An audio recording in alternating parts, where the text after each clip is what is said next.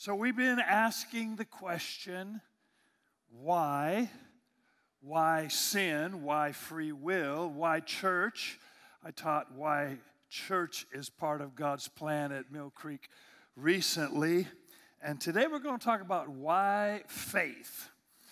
And, you have to decide when you start asking questions that you want the answer. Because sometimes we're like children, right? And they're asking questions and we give them the answer and then they're like, yeah, I don't want that answer. Right? So you have to really want the answer from the Bible, and that's where we go. We always go to the Word because that's the truth that makes us free. That's the solid rock on which we stand. That's really all that matters, right? Everything else is sinking sand. Everything else is shifting, changing, right? It's here today, gone tomorrow, but the Word of God will never pass away. So we're going to go to the Word. We're going to talk about why faith. Faith is always the issue with God and you because it shows your will, it shows your heart, your trust, your love. Faith is always the issue. It's never about intellect with God. And some of us said, thank the Lord for that. It's not about how smart you are, how educated you are, how intellectual you are. No, it's never about how strong you are. You don't have to impress God with emotional strength or physical strength or mental strength. It's not about those things. It's always about faith. And to believe, to have faith in God is the most basic human choice. So let's talk about faith, how it works in our life and why God requires faith. In Deuteronomy chapter 30, I read it last week. I want to call your attention again. This is one of those important foundational verses in the Bible. Deuteronomy 30, verse 19. I call heaven and earth as witnesses today against you that I've set before you life and death, blessing and cursing. Therefore choose life, that you and your descendants may live. So God gives us choice, but He encourages a right choice, a godly choice. He knows you may not make the right choice. You may not make a godly choice, but He asks you to. He says, I set before you life and death, blessing, cursing. Choose life. In our world today, it's a big debate about life and our children and pregnancy. Is it a choice? Yes. But the choice should happen before we choose death. We'll get back on that later. Thank you for your exciting response. But God made it clear, His plan, His desire is choose life. He's going to let you choose what you want. But He's asking you to choose life. And the basic choice to live for God, live with God, walk with God starts in faith. I choose to believe. Dr. Cho always broke it down so simple as he would teach us through the years. Faith is just a choice. It's a choice to believe. Has nothing to do with how you feel. Has nothing to do with your emotions. You'll be up one day, you still believe. Down the next day, you still believe. Faith isn't about how you're feeling. Faith is simply a choice. So we choose life, we choose God, we choose to believe. It's not an intellectual thing. In fact, some people who are really smart complicate faith. People like me, we keep it simple. Some of you, you think too much. I said to Julius one day as a young Christian, Julius, I've been thinking. He said, stop right there. That's going to be a problem. And he was right. Very often we think too much. We overthink. We complicate. Marriage, we've often complicated it. Keep it simple. Faith is a choice. Choose to believe. Choose to trust God. Choose to rely on Him. In Matthew chapter 21, verse 21, Jesus said, if you have faith and don't doubt. Now, remember, whenever the Lord says to do something, He's telling you it's possible. If you have faith and don't doubt, man, I wish I could have faith and not doubt. Well, you can if you choose to. Well, I don't know, Pastor, I've been trying to have faith, but I just have all these doubts. I know, that's because that's your habit. That's the way you've complicated your life. That's the things you create in your mind, and that becomes your routine. So then you feel like, I can't help it. It's not my fault, it's just the way I am. Simplify, break it down. If you have faith and don't doubt, the Lord said that's possible. So now the question is, are you going to do that? Now, when you have faith and you not doubt, it doesn't mean you'll never have a negative thought, right? You love your spouse, right? Have you ever had a bad thought about your spouse? Don't answer that. Yeah, loving your spouse doesn't mean you never have an issue. But you've worked through your issues. You keep loving. You emphasize love. You stay connected in love no matter what comes up in the relationship. So have faith and don't doubt. Doesn't mean there won't be stuff going on, but you stay focused on what you believe, what the Word of God says, and you choose to believe and not doubt. So that's the process of faith every day. People who stay in that process, to stay in that walk of faith. We walk by faith, not by sight. Stay connected to God. People who complicate it, confuse themselves. I don't know what I believe. I used to believe. I don't know if I believe. I have too many doubts. I don't want to doubt, but I got so many doubts. You just mess yourself up. Jesus said, have faith and don't doubt. And then you can speak to the fig tree, you can speak to the mountain, you can speak to the issues in your life, and whatever you ask in prayer, this is Matthew 21 and 22, whatever you ask in prayer believing, you will receive. So to have faith in God, to believe His Word, to trust Him, will always be a fight against your mind, against the devil, and against the world. Maybe this is where many of us struggle. We think it should be easy. Going back to the marriage illustration, I wish marriage was easy, and oftentimes it is, but there's those moments where it's a struggle. But it's worth it. It's valuable. It's important. So we work through the struggles. Faith is a struggle. Your mind is arguing with you. The devil is arguing with you. The world is arguing with you. And you have to decide, I'm going to fight the good fight of faith.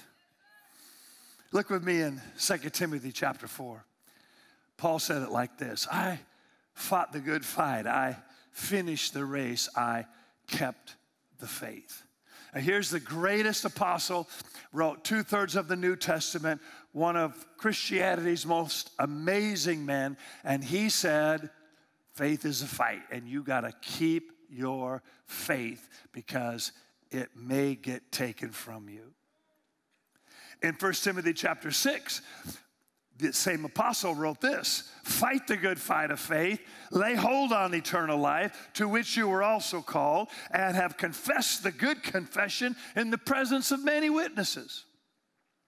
It's amazing how people, you'll see them in church and then they believe and they're confessing and they're worshiping, and man, you think they're just strong in faith, and then you bump into them years later and they haven't been in church and they've lost their family and they're struggling in life and their faith is shipwrecked.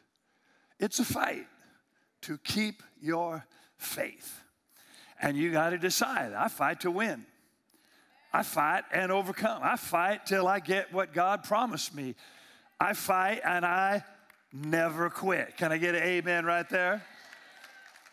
Here's another reason why it's a fight. Romans chapter 8 and verse 5. Those who live according to the flesh set their mind on the things of the flesh, but those who live according to the Spirit set their mind on the things of the Spirit. To be carnally minded is death, but to be spiritually minded is life and peace. So part of your faith life is your mental life. And hey, you got to admit, you're pretty mental. I don't know what that means, but, right? We all struggle with thoughts. And if you let your thoughts go wild and let the world take over your mind, wow, you'll quickly lose your connection with God. Because the world is fighting against your faith, fighting against your walk with God. So you're staying focused. You're keeping your mind on the Word of God. You're keeping your mind on the things of God. You're not buying into every argument and thought and idea that comes from the media and from the world around you. Man, people believe some crazy stuff out there. And I'm always shocked at the Christians who buy into it. Like it's obvious when the world believes crazy, but it's sad when Christians believe the crazy. So you have to stay focused, keep your faith, keep your thoughts, keep fighting that fight of faith, and stay connected to the Lord. Here's another struggle that we have. It's found in Romans chapter 7. Romans 7, verse 15. For what I am doing, I do not understand. What I will to do, that I do not practice. What I hate, that I do. Okay, am I talking to anybody here? Have you ever been in this spot? You're doing stuff and you don't like what you're doing and you don't want to do it, but you keep doing it, right? So this is Romans 7 and verse 15. What I'm doing, I don't understand. Why do I keep doing stuff that doesn't help me, right? The person with an addiction, the person with a gambling problem, the person with a drinking problem, they're like, why do I keep doing the thing that hurts me, right? In a marriage relationship, why do I keep saying stuff that pushes my spouse away? Okay, so this is the struggle. The struggle is real. If then I do what I will not to do, I agree with the law, the old covenant, that it is good. But now it's no longer I who do it, but sin that dwells in me. So here's the struggle. As long as we're living in these flesh bodies, we got to battle against sin because your body will go bonkers on you in a heartbeat. I know some of you are so innocent and you're so holy and you're so Christian, you probably can't even relate to what I'm saying. But most of you here, your body will go off in a heartbeat. And you'll say things and you'll do things and you'll be embarrassed and you don't want people to find out. But that's the struggle, sin in your flesh. Now, there'll be a day when you get a glorified body. Jesus returns in the twinkling of an eye. This mortal puts on immortality. This physical puts on spiritual. And you are changed and you have that glorified body, and sin has no more dominion over your flesh. Whoo, that's going to be a whole new world, right? But we're not there now. So now we're fighting the fight of faith. We're staying focused. We're not letting sin rise up in our life. And remember this, whatever is not of faith is sin. Romans chapter 14, Romans chapter 12, whatever's not of faith is sin. So you got to fight to stay on your faith. Keep trusting God, believing God, walk by faith, never give up and never give in. Paul goes on to say, for I know that in me, that is in my flesh, nothing good dwells. For to will is present, but how to perform what is good, I don't find. For the good that I will to do, I do not do. But the evil I will not to do, that I practice. I'm kind of encouraged after Paul's writing all this because I'm like, wow, he struggled. So I guess it's okay if I'm struggling. We all have these struggles. And always remember, your struggle is probably different from the people around you. But you have a struggle. I may not know what it is, but you know what it is. Right? So if you're struggling with depression, maybe your friend looks at you and says, you should get over that. That's dumb. Why are you depressed? And you're like, hello, I'm with you. Amen. I'd love to get over it. But it's your issue. It's that sin nature. It's that flesh that you fight against. It's that battle in your faith life. Okay. But then you look at your friend and they're struggling with alcohol. And you're like, dude, you should quit. Yeah, I know. But so for one, it's the depression. For another, it's the addiction. For somebody else, it's pornography. For somebody else, it's sexual identity issues. If it's not my issue, my first thought is, you should just stop. But then I do have my issues, and then I realize it's not that easy. So this is the fight of faith. To keep our mind right, to stay connected with God, keep trusting God, keep believing God, and know that God can empower us, God can heal us, God can help us, God can lift us, God can get us through. Amen? Satan always attacks your faith. Luke chapter 22, remember? Jesus talking to Peter. Luke 22, verse 31.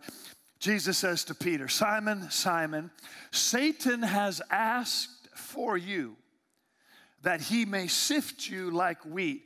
But I prayed for you that your faith should not fail.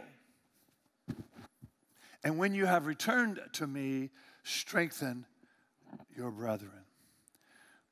Man, what an amazing thought. Jesus didn't stop Satan from coming against Peter. I don't know, you would think he could have, but he just prayed that when the enemy attacked, his faith would not fail.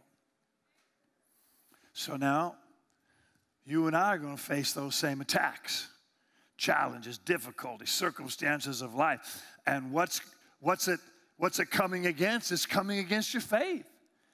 So you doubt. So you say, the Lord doesn't love me. The Lord doesn't heal. The Lord doesn't provide. The Bible's not true. The promises don't work. That's the goal of the devil. And Jesus is praying for you that your faith fail not. He can't stop the enemy from attacking you, apparently. But he can pray that your faith doesn't fail. So let's be strong in faith. Let's realize the value of our faith. Let's know that what we believe, how we walk by faith is the issue. It's always the issue. Well, I wish I was smarter. That's not a problem. That's not the issue. Well, if I just had more friends. Well, that's nice, but that's not the issue either. Well, if I had more money. Yeah, we all want more money, but that's not the issue either. The issue is always your faith. What do you believe? Can you trust God?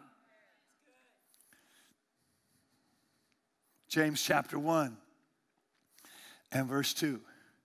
My brethren, count it all joy when you fall into various trials, knowing that the testing of your, what does it say? The testing of your faith. Every trial is a test of your faith. Every trial, financial trial, physical trial, political trial, relational trial, every test, every battle, every struggle is challenging your faith. You win the faith fight, you win the battle. You overcome, you rise above. You lose the faith fight, and you struggle in life. So count it all joy when you fall into various trials, knowing that the testing of your faith works patience. And let patience have its perfect work, that you may be perfect and complete, lacking nothing. How do I get to that point where I'm lacking nothing? How do I get to that place where all my needs are met, where I'm just blessed coming in and blessed going out, and I'm just living in the promise of God? Keep winning those faith battles. Keep rising above those faith tests. Keep standing in your faith. Don't complicate it. There's nothing else out there. It's all about what you believe. God always looks for faith, and God only looks for faith. I know some of you struggle because you're like, there's got to be something else. No, there really isn't. Think of all the people Jesus healed according to your faith. If you have faith, when you believe, it's always there. It's always the same. Let's look at this passage in John chapter 6. They said to Jesus, "What shall we do that we may work the works of God?" I like this. What are the works of God, right? So the religious people, they love complicated stuff. When we were in Bible school, we would get into theological debates. And it was always interesting to me how some guys love to debate theology and get into the Hebrew and into the Greek and into all these different thoughts about what the Bible means. And those guys never did anything. They never grew a church. They never won people to Jesus. They never had impact on the world. They just debated. Paul wrote to Timothy, don't get involved with religious debates. So they asked Jesus, what's the work of God? How do we do the work of God? Well, look what he said. Jesus answered and said to them, this is the work of God, that you believe in him whom he sent. What? I mean, can you give me something deeper? Give me something more profound? Yeah, that's our problem. We keep thinking there must be something else. If I could study the Hebrew, I have friends that every now and then they decide they're going to go get another degree. You have all the degrees of a thermometer. Still not changing your world. Still not overcoming your problems. Still not helping your wife. Still not getting through the drama and the trauma. In fact, when you start believing that intellectualism is the solution, you probably are going to get farther and farther away from God. So they said, how do we do the work of God? Jesus said, believe. Oh, crap. Can you give me something else? No, believe. Believe in him whom he sent. In Mark chapter 2, they came to him bringing a paralytic. He was carried by 4 men. And when they could not come near him because of the crowd, they uncovered the roof where he was. And when they had broken through, they let down the bed on which the paralytic was lying.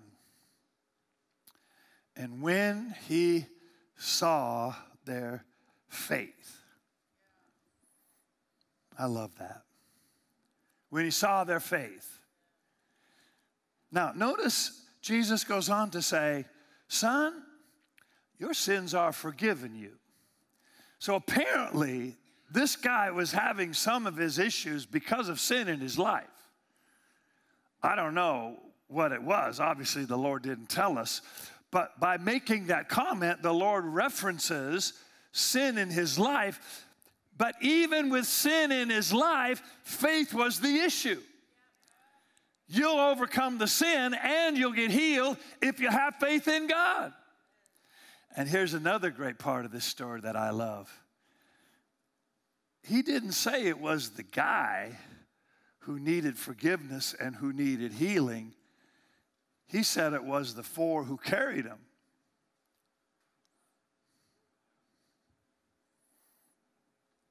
I think there are times when we get our friends healed because we believe. We fight for them. We stand for them. We don't let go of them. We don't give up on them. Obviously, we're all accountable for our own choices and our own faith. But here, the Lord saw his friends, and he said, man, your sins are forgiven, and get healed too. Apparently, his friends got him healed. I want to have friends like that. You're going to believe with me. You're going to have faith with me. You're going to trust God with me. Not going to tell me how bad it is. Right? Not going to tell me how hard it is. Years ago, we were building the sanctuary, and someone said, how much money do we have? I said, well, we don't have any money. He said, oh, my God, we're going under. I said, well, with faith like that, I guess so. I always said, I want that guy on my committee. Which, by the way, who's carrying you that Jesus can see their faith? And if you don't have those people around you, maybe you need to pick some new folks.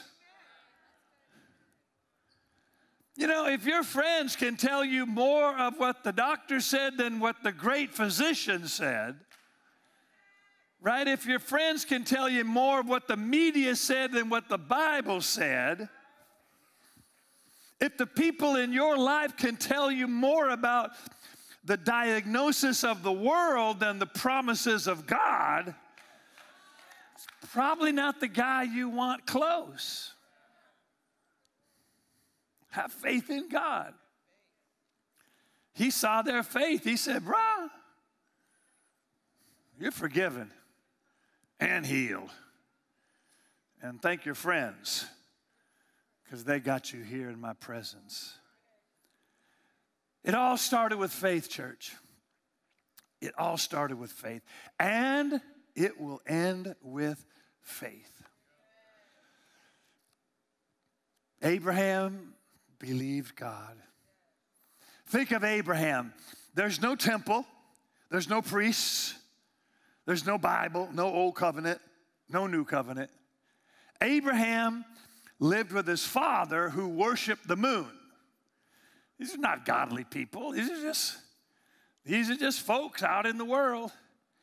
And God goes to Abraham and he says, Abe, I got a deal for you. I got a covenant. If you'll believe it, we can start something that'll change the world. And in Romans chapter 4 and verse 3, it said, Abraham believed God, and it was accounted to him for righteousness. He became righteous, not because he knew about the cross, not because he followed the Bible, not because he went to the temple, not because he sang Christian songs. All he did was believe what God said to him. That's all he could do. There was nothing else. At the most basic connection with God is you believing what God said.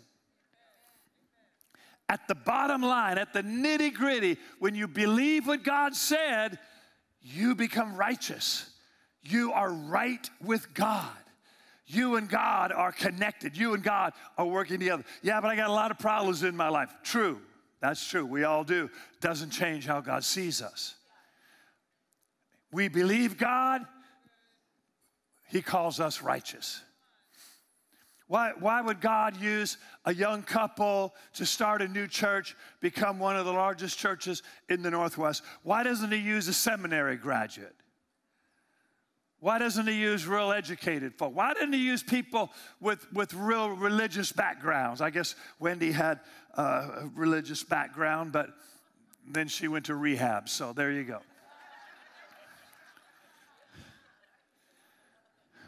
Because at the end of the day, it's not about those things. The Bible said Abraham believed. If you can believe, all things are possible to him that believes. That's it. So focus on your faith. Speak your faith. Confess your faith. Feed your faith. Starve your doubts. God starts working. Marriage gets better. Finances get better. God starts moving. Miracles happen. Things come to pass. You'll turn around 25 years later. Wow, look what the Lord has done. According to your faith, be it unto you. Don't complicate it. Don't think there's a big secret here. Don't think you need a master's degree to understand Hebrew. It'll probably make your faith worse. I know a lot of people who were strong in faith until they went to seminary. Then they lost their faith. Religion will talk it out of you. In Romans chapter 1 and verse 16, the Bible said, I'm not ashamed of the gospel of Christ, for it is the power of God to salvation for everyone who believes. The Jew first, also the Greek, Jew and Gentile. For in it, in the gospel, the righteousness of God is revealed from faith to faith. As it is written, the just shall live by faith. So I love that thought. It's from faith to faith.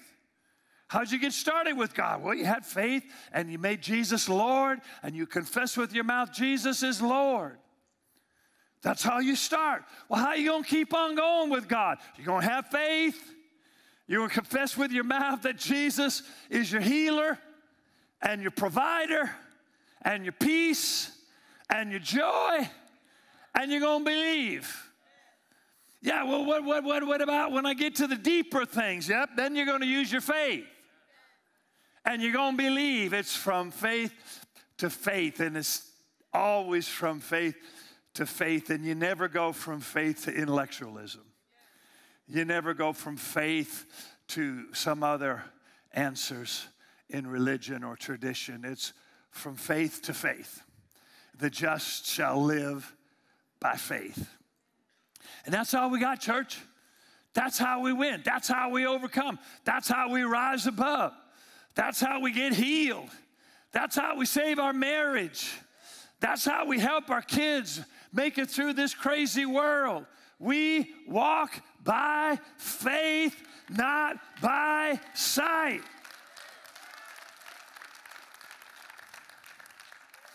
From faith to faith, the just shall live by faith. The woman touched the hem of his garment, and Jesus said, girl, your faith has made you whole. A lot of people were touching him, but she touched him with faith. The blind man called out that I might see. And Jesus said, your faith has made you well. In every situation where God worked something, miraculous, provision, anything in anyone's life, it was because of their faith.